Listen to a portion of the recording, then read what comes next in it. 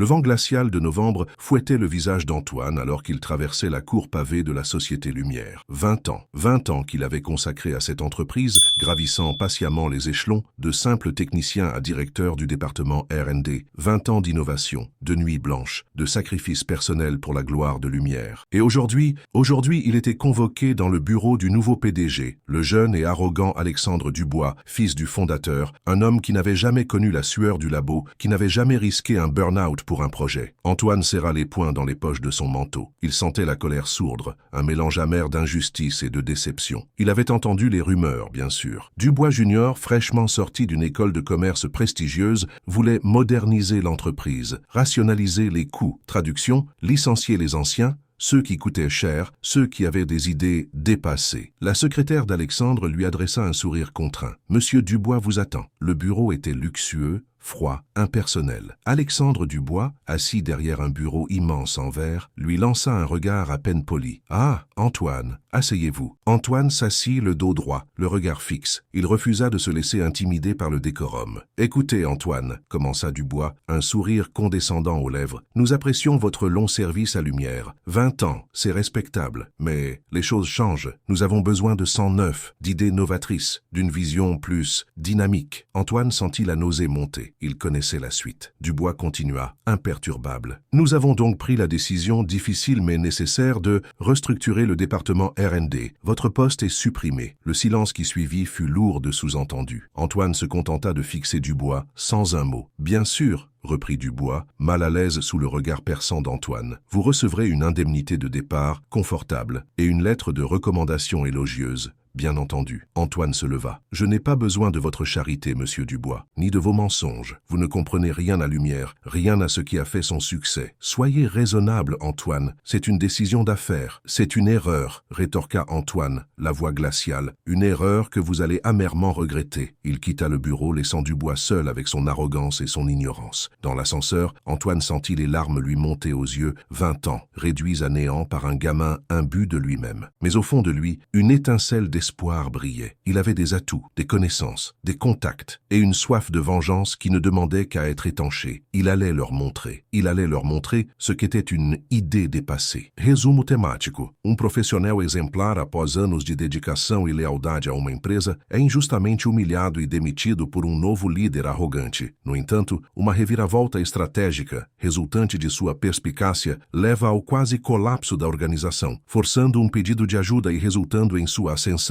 a uma posição de poder ainda maior. Dehors, la nuit était tombée. Antoine marcha sans but dans les rues illuminées de Paris, le cœur lourd. Il se sentait vide, trahi. Comment avait-il pu être aussi naïf, croire que son dévouement, son expertise comptaient encore? Il avait mis sa vie entre parenthèses pour Lumière, et voilà le résultat. Il s'arrêta devant un café, attiré par la lumière chaleureuse qui s'échappait des fenêtres. Il entra, commanda un café noir et s'assit à une table isolée. Il avait besoin de réfléchir, de mettre de l'ordre dans ses idées. L'indemnité de départ? Une misère comparée à ce qu'il avait investi dans l'entreprise. La lettre de recommandation? Un pansement sur une blessure profonde? Non, il ne se contenterait pas de ça. Il voulait leur montrer. Il allait leur montrer qu'ils avaient commis une erreur monumentale. Il sortit son téléphone et composa un numéro. Une voix rauque répondit après quelques sonneries. « Allô? Jean-Pierre, c'est Antoine. J'ai besoin de te parler. » Jean-Pierre était un ancien collègue, un ingénieur brillant et indépendant qui avait quitté Lumière quelques années auparavant pour créer sa propre entreprise de consulting. Antoine lui avait souvent fait appel pour des projets ponctuels et il savait qu'il pouvait lui faire confiance. « Antoine, ça fait plaisir de t'entendre. Qu'est-ce qui t'amène? » « J'ai été remercié par Lumière. Dubois Junior a décidé que j'étais trop vieux, trop cher. » Un silence suivit. Antoine sentait la sympathie de Jean-Pierre à travers le téléphone. « Je suis désolé d'entendre ça, Antoine, mais je ne suis pas surpris. J'ai toujours pensé que Dubois finirait par couler l'entreprise. C'est ce que je crains aussi, et je ne peux pas rester les bras croisés à regarder ça. J'ai une idée, Jean-Pierre. Une idée qui pourrait bien les faire regretter leur décision. Je t'écoute. » Antoine expliqua son plan à Jean-Pierre. Un plan audacieux, risqué mais potentiellement dévastateur pour Lumière. Il avait gardé pour lui pendant des années une idée révolutionnaire, un projet qui aurait pu propulser Lumière au sommet de l'industrie. Mais il n'avait jamais eu les moyens de le développer faute de financement. Maintenant, il avait une motivation bien plus forte. porte. « Tu es fou, Antoine, dit Jean-Pierre après un long silence. « Mais j'aime ça, je suis avec toi. » Antoine sourit. Il sentait l'adrénaline monter en lui. Il n'était pas fini. Il était loin d'être fini. Les jours suivants furent une course contre la montre. Antoine et Jean-Pierre travaillèrent sans relâche, mettant au point leur stratégie, contactant d'anciens collaborateurs, cherchant des financements. Ils étaient déterminés à prouver à Alexandre Dubois qu'il avait commis la plus grosse erreur de sa vie. Pendant ce temps, chez Lumière, Alexandre Dubois savourait sa victoire. Il avait enfin débarrassé l'entreprise de ce dinosaure d'Antoine et il était prêt à mettre en œuvre ses idées novatrices. Il lança une nouvelle campagne publicitaire coûteuse, réduisit les budgets de la R&D et recruta une équipe de jeunes diplômés ambitieux mais inexpérimentés. Il se croyait invincible. Il se trompait lourdement. Un mois plus tard, une rumeur commença à circuler dans l'industrie. Une nouvelle entreprise, baptisée Novatech, était sur le point de lancer un produit révolutionnaire, une technologie qui allait balayer tout ce qui existait sur le marché. Le nom d'Antoine Perrin, l'ancien directeur de la R&D de Lumière, était cité comme l'instigateur de cette innovation. Alexandre Dubois, d'abord incrédule, commença à paniquer. Il convoqua une réunion d'urgence avec son équipe. « Qui est ce Perrin et comment a-t-il pu développer une telle technologie en si peu de temps ?» Le silence était pesant. Personne n'osait répondre. Finalement, un jeune cadre prit la parole, la voix tremblante. « Monsieur Dubois, on dit qu'il avait cette idée depuis des années, qu'il avait juste besoin des moyens de la réaliser. » Dubois sentit le sang lui monter à la tête. Il avait commis une erreur monumentale. Il avait sous-estimé Antoine Perrin et il allait le payer cher. Très cher. Resumo temático. Um profissional exemplar, após anos de dedicação e lealdade a uma empresa, é injustamente humilhado e demitido por novo líder arrogante. No entanto, uma reviravolta estratégica, resultante de sua perspicácia, leva ao quase colapso da organização, forçando pedido de ajuda e resultando em sua ascensão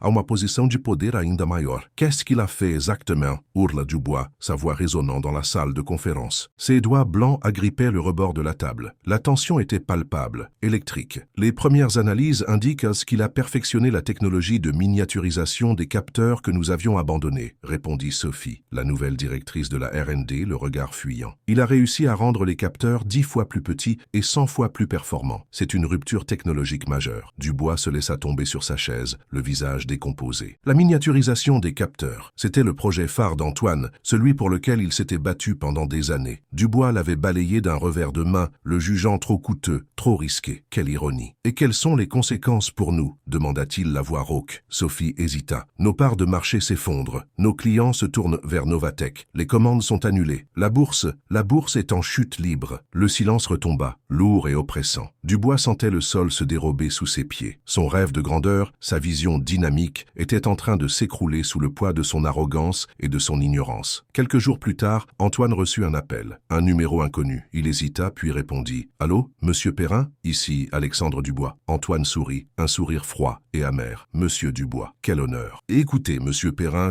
nous avons peut-être été un peu précipités dans notre décision. Nous reconnaissons votre talent, votre expertise. » Antoine le coupa. « Ne perdez pas votre temps, Monsieur Dubois. Je sais pourquoi vous m'appelez. Votre entreprise est au bord du gouffre et vous avez besoin de moi pour vous en sortir. C'est exact. Nous sommes prêts à tout pour que vous reveniez. Un poste de direction, une participation dans l'entreprise, tout ce que vous demanderez. » Antoine savoura l'instant. La vengeance était douce, plus douce qu'il ne l'avait imaginé. « Je vais y réfléchir, Monsieur Dubois, mais ne vous faites pas trop d'illusions. La confiance, une fois brisée, est difficile à réparer. » Il raccrocha. Jean-Pierre, qui avait suivi la conversation, lui lança un regard interrogateur. « Alors, tu vas accepter ?» Antoine hésita. Une partie de lui voulait les voir souffrir, les voir s'effondrer. Mais une autre partie, la partie qui aimait Lumière, qui avait consacré sa vie à cette entreprise, ne pouvait pas se résoudre à la voir disparaître. « Je ne sais pas, Jean-Pierre. J'ai besoin de temps pour réfléchir. » Il passa la nuit blanche, tiraillé entre la vengeance et le remords. Il se revoyait jeune ingénieur, plein d'enthousiasme, rêvant de révolutionner le monde avec ses inventions. Il se souvenait des nuits blanches passées au labo, des succès partagés, des liens tissés avec ses collègues. Au petit matin, il prit sa décision. Il rappela Alexandre Dubois. « J'accepte votre offre, Monsieur Dubois, mais à certaines conditions. » « Lesquelles ?» demanda Dubois, la voix tremblante d'espoir. « Premièrement, Premièrement, vous démissionnez immédiatement de votre poste de PDG. Deuxièmement, vous reconnaissez publiquement votre erreur et vous vous excusez auprès de tous les employés de Lumière. Troisièmement, vous me donnez carte blanche pour restructurer l'entreprise et mettre en œuvre mes idées. Un long silence suivit. Antoine entendait la respiration saccadée de Dubois à l'autre bout du fil. C'est beaucoup demandé, Monsieur Perrin. C'est le prix à payer pour votre arrogance et votre ignorance, Monsieur Dubois. Prenez votre décision. J'attends votre réponse. Antoine raccrocha et se tourna vers Jean-Pierre. Prépare-toi, mon ami. Nous allons redresser Lumière. Resumo temático.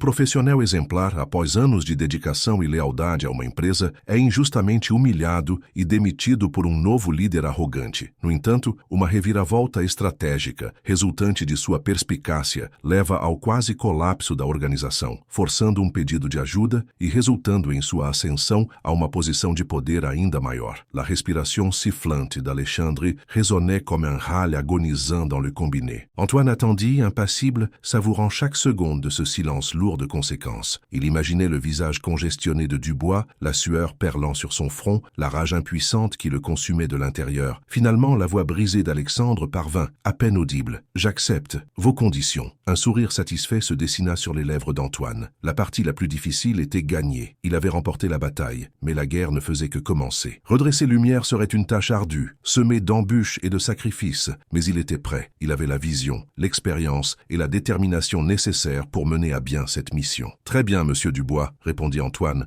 la voix froide et autoritaire. « Je vous envoie les documents nécessaires. Assurez-vous qu'ils soient signés et retournés dans les plus brefs délais. Chaque jour compte. » Il raccrocha sans attendre de réponse. Jean-Pierre le regardait avec admiration. « Tu es impitoyable, Antoine, » dit-il, un sourire admiratif aux lèvres. « Je suis réaliste, Jean-Pierre. Il faut frapper fort pour se faire respecter, surtout avec des gens comme Dubois. » Les jours qui suivirent furent un tourbillon d'activités. Antoine et Jean-Pierre travaillèrent d'arrache-pied pour mettre en place une nouvelle stratégie, restructurer les départements, rétablir la confiance des clients et des investisseurs. Antoine reprit les rênes de la R&D, remettant en selle les projets abandonnés et insufflant un nouvel élan aux équipes. Il rencontra les employés, les rassura, leur expliqua sa vision pour l'avenir de Lumière. Il leur promit un environnement de travail plus juste, plus stimulant, où l'innovation et la créativité seraient valorisées. Il gagna peu à peu leur confiance, leur respect, leur loyauté. Pendant ce temps, Alexandre Dubois, humilié et déchu, s'effaçait progressivement du paysage. Il signa les documents de démission, prononça des excuses publiques maladroites et quitta l'entreprise, la tête basse, sous le regard désapprobateur de ses anciens collègues. Antoine savait que la route serait longue et difficile. Il y aurait des obstacles, des résistances, des moments de doute. Mais il était déterminé à transformer Lumière en une entreprise florissante, innovante et respectée. Il voulait prouver à tous, y compris à lui-même, qu'il était capable de relever ce défi. Un soir, alors qu'il travaillait tard au bureau, Antoine reçut la visite de Sophie, l'ancienne directrice de la R&D, celle qui avait annoncé la catastrophe à Dubois. Elle semblait nerveuse, mal à l'aise. « Monsieur Perrin, Antoine, » commença-t-elle hésitante, « je voulais vous dire, je suis désolée. J'aurais dû vous soutenir, me battre pour vos idées. Mais j'ai eu peur. J'ai cru que Dubois allait me licencier. » Antoine la regarda, sans un mot. Il comprenait sa peur, son opportunisme. Il avait vu ça tellement de fois dans sa carrière. « Je ne vous en veux pas, Sophie, » dit-il finalement. « L'important, c'est que vous soyez là maintenant, que vous soyez prête à travailler avec moi pour reconstruire Lumière. » Sophie le regarda avec gratitude. « Je ferai tout ce que je peux, Antoine. Je crois en vous, je crois en Lumière. » Antoine lui sourit. Il savait qu'il ne pouvait pas faire tout ça seul. Il avait besoin d'une équipe solide, compétente et dévouée. Et il était prêt à donner une seconde chance à ceux qui avaient commis des erreurs. Quelques mois plus tard, Lumière annonçait le lancement d'une nouvelle gamme de produits révolutionnaires, basée sur la technologie de miniaturisation des capteurs développée par Antoine. Les ventes explosèrent. La bourse remonta en flèche et l'entreprise retrouva sa place de leader sur le marché. Antoine Perrin était devenu un héros, un sauveur. Il avait non seulement sauvé Lumière de la faillite, mais il l'avait transformée en une entreprise encore plus performante et innovante qu'avant. Alexandre Dubois, quant à lui, sombrait dans l'oubli, rongé par les regrets et la honte. Il avait cru pouvoir balayer le passé, imposer sa vision sans tenir compte de l'expérience et du savoir-faire des anciens. Il avait commis une erreur fatale, et il en payait le prix fort. Un jour, Antoine reçut une lettre manuscrite, sans expéditeur. Il l'ouvrit avec curiosité. « Monsieur Perrin, » lisait-on, « je vous écris pour vous féliciter de votre succès. Vous avez prouvé que l'expérience et la persévérance finissent toujours par triompher de l'arrogance et de l'ignorance. Je suis fier d'avoir travaillé avec vous, un ancien collègue. » Antoine sourit. Il savait qui avait écrit cette lettre. C'était Jean-Pierre, bien sûr. Son ami, son allié, son complice. Il leva les yeux vers le ciel, rempli de gratitude et de fierté. Il avait surmonté l'épreuve, il avait vaincu l'adversité, il avait prouvé sa valeur. Il était Antoine Perrin, le sauveur de lumière, et il était prêt à affronter tous les défis que l'avenir lui réservait. Il avait transformé une humiliation en une ascension triomphante. La boucle était bouclée.